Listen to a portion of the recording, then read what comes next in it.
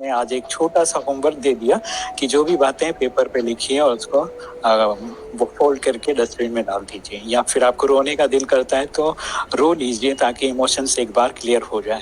तो ये बहुत ही अच्छा तरीका आपने बताया और आज हमें बहुत खुशी हो रहा है क्योंकि हमारे साथ अनुजा लोकरे एक्ट्रेस जुड़ी हुई है जो खुद एक अच्छे स्पीच एंड ड्रामा ट्रेनर हैं और उनसे आज हम लोग बातें करेंगे। तो मैं चाहूँगा कि बहुत बहुत स्वागत है फिर से एक बार अनुजा जी आपका इस शो में, इस शो को बनाए कुछ खास 90.4 रेडियो मधुबन के साथ। तो मैं चाहूंगा कि आपको कोई मन में सवाल हो रिलेशनशिप को लेकर तो प्रियंका जी को थोप सकते हैं, तो वो ठीक से उसको सजा देंगी। बिल्कुल बिल्कुल, वैसे तो बहुत सारे सवाल है लेकिन पहला मेरा सवाल है क्योंकि I belong to this TV and film industry, तो कल का जो माहौल है, जो दौर चल रहा है, जैसे ये पैंडेमिक हो रहा है, उसकी वजह से कितने सारे लोग हैं जो एक्टर्स हैं उनको बहुत ज्यादा डिप्रेशन है, बहुत ज्यादा सुसाइड हो रही है।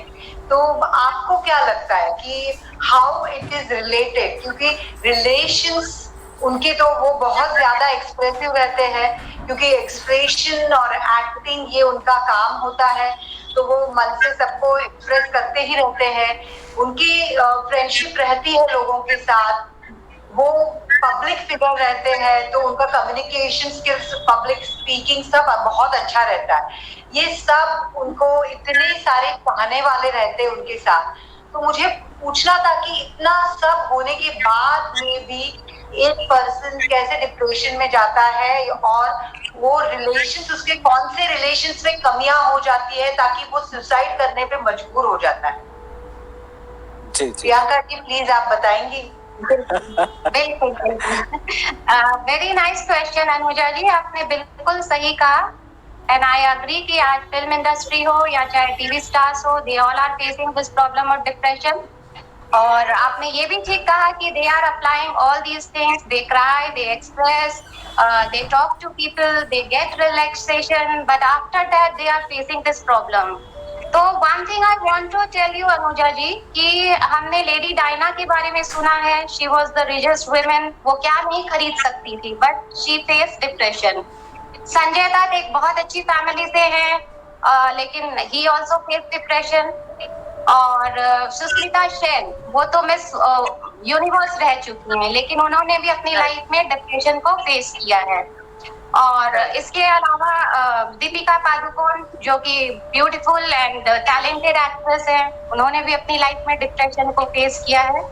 तो ऐसा नहीं है कि हमारी वेल्थ या हमारी फेमस होना या हमारे एक अच्छी फैमिली से बिलोंग करना या वेल्दी होने से हम डिप्रेशन को फेस नहीं करेंगे।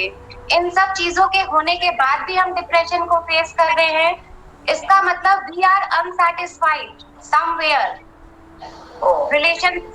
रिलेशंस की वजह से है, चाहे वो रिलेशंस लव का हो, फ्रेंडशिप का हो, पेरेंट्स का हो। Unsatisfaction is the reason of depression. जहां आप चाहते कुछ और हो, होता कुछ और है, या आप कुछ गलत चॉइसेस कर लेते हो, तो दैट इज द रीजन। और हमें पता भी नहीं चलता कि हमारे साथ गलत हो रहा है या हम डिप्रेशन में हैं। हमें तब पता चलता है जब हम एक डिस्कम्फर्ट जोन में चले जाते हैं। तो वो डिस्कम्फर्ट जोन में हम जाते हैं और वहां का रीजन है कि देखिए आज आप एक्टर है तो मैं कहती हूँ आप स्माइल करते हो, और एक गाना भी है तुम जो इतना मुस्कुरा रहे हो क्या गम है जो छुपा रहे हो। तो acting is different thing, real picture is different thing. आप एक्टिंग में एक्सप्रेस कर सकते हो लेकिन रियल लाइफ में जरूरी नहीं है आप अपने इमोशंस को उतने ही खूबसूरती से एक्सप्रेस करो। तो ट्रू रिलेशन और रिलेशनशिप में एक जो बिलीव होना चाहिए, एक ट्रू बेस होना चाहिए, वो जरूरी नहीं है कि इन सब चीजों के होने के बाद भी आपके पास है।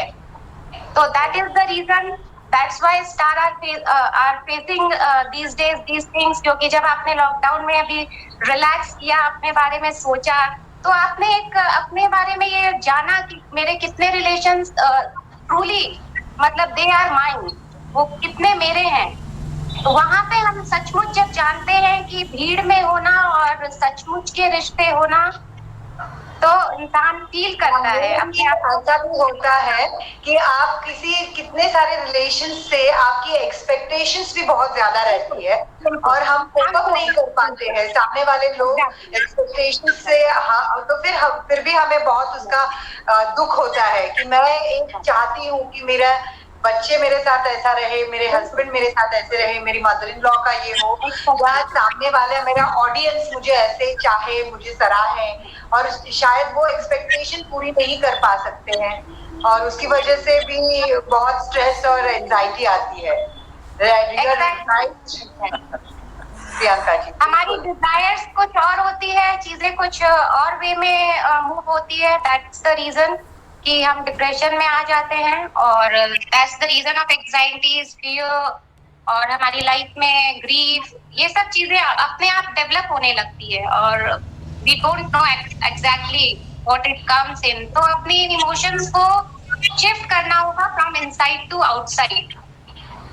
आपको सही लोगों से सही तरीके से सही चीजों को ट्रूली डिस्कस करना होगा। ओके प्रियंका जी, बहुत सुंदर बात आपने बताया और मुझे लगता है कि जिस तरह से आपने उन चीज़ों को समझाया है, अनुजा जी उससे बहुत खुश हैं और समझ गए उन्होंने कि क्या हमें करना चाहिए और किस तरह से हमें जो है ट्रू रिलेशनशिप क्या है, और भीड़ की बातें अलग हो जाती हैं फैन के रूप में, तो वो चीज़ें अलग हैं। तो आइए मैं विशाल जी से जुड़ना चाहूँगा। विशाल जी फिर से हमारे साथ जुड़ गए हैं और बहुत खुशी हो रहा है मुझे, क्योंकि पिछले एपिसोड में जिन्होंने एक बहुत सुंदर गीत तेरा मुझसे है पहले का नाम तो सुनाया था, आज का उनका गीत सुनाने वाली है। विशाल जी, स्वागत है आपका।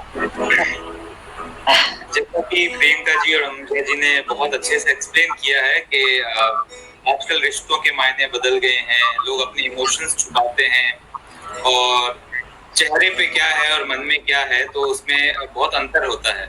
तो उसी को लेकर ये गीत है जो प्रियंका जी ने शायद गुनगुना दिया, और वो ही मैं फिर से दोहराना चाहूंगा। तुम इतना जो मुस्कुरा रहे हो,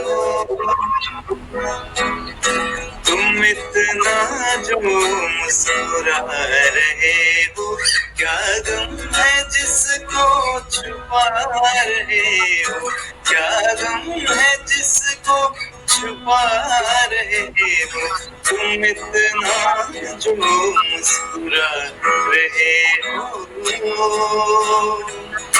आंखों में नमी हंसी लबों पर,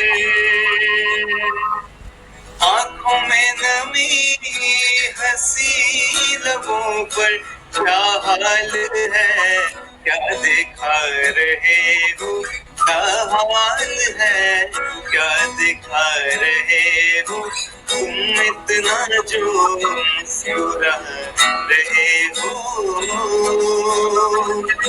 बन जाएंगे जहर पीते पीते, तो इमोशंस को कभी दबाना नहीं चाहिए।